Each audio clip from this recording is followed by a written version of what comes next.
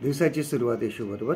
पूर्वी आपल्याकडे लग्नाच्या वेळेस जेवणाच्या पंक्ती बसायच्या आणि ह्या पंक्तीमध्ये काही चांगले खवय्ये लोक बसायचे आणि एका वेळेस काही काही जण 30-30, 40-40 लाडू खाऊन टाकायचे. तीच गोष्ट गुलाबजाम ह्याच्यामध्ये असायची की लोक एका बैठकीमध्ये 30-40 खाऊन टाकायचे. काही वेळा त्यांची शर्यत लागायची. आता बुफे सिस्टीम आलेली आहे. सर्व जेवण लावलेलं असतं आणि आपण जाऊन त्या ठिकाणाहून घेतो आणि इतके पदार्थ असतात आणि त्यामध्ये मग सर्वजण जेवढं खाता येईल तेवढं खाण्याचा प्रयत्न करतात.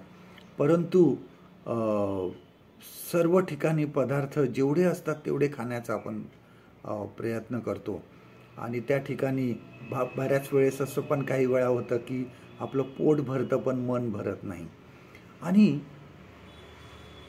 ती आपल्याला आवड असते खाण्याची किंवा ती भूक असते की जास्तीत जास्त आपण ह्या ठिकाणी खावं. आपल्या जीवनामध्ये आपण आध्यात्मिक भूकेची अशीच आपण इच्छा धरतो का? अशीच आपली प्रबळ इच्छा असते का? आम्ही आमच्या जीवनामध्ये अशा प्रकारची भूक आम्ही बाळगतो का? बघा, यशाया 55वा अध्याय आहे, आयझाया चॅप्टर 55. ह्यामध्ये आपण वाचतो की यशाया संदेष्टा सर्व भुकेले व तान्हेल्यांना बोलवत आहे. पुढे तो म्हणतो, जे अन्न तुम्हाला तृप्त करीत नाही किंवा करू शकत नाही त्यासाठी तुम्ही का श्रम करता? आणि ह्या ठिकाणी तो शारीरिक भूकविषयी बोलत नाही तर तो आध्यात्मिक भूकेविषयी बोलत आहे. आध्यात्मिक भूक ही जी आमची आहे ही फक्त देवच भागवू शकतो.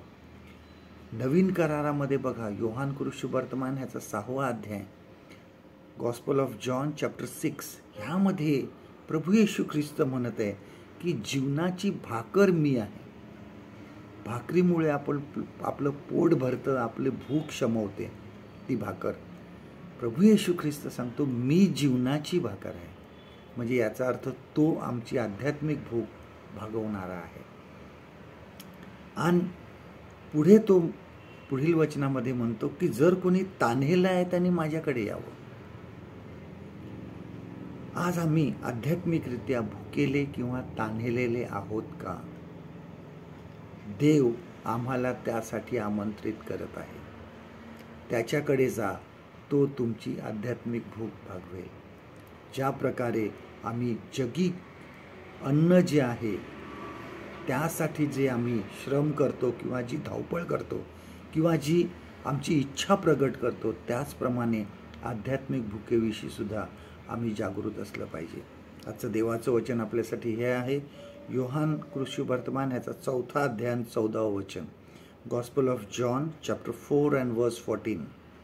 परंतु मी देईल ते पाणी जो पिईल त्याला कधीही तहान लागणार नाही. जे पाणी मी त्याला देईन ते त्याच्यामध्ये सार्वकालिक जीवनासाठी उपळत्या पाण्याचा झरा असे होईल.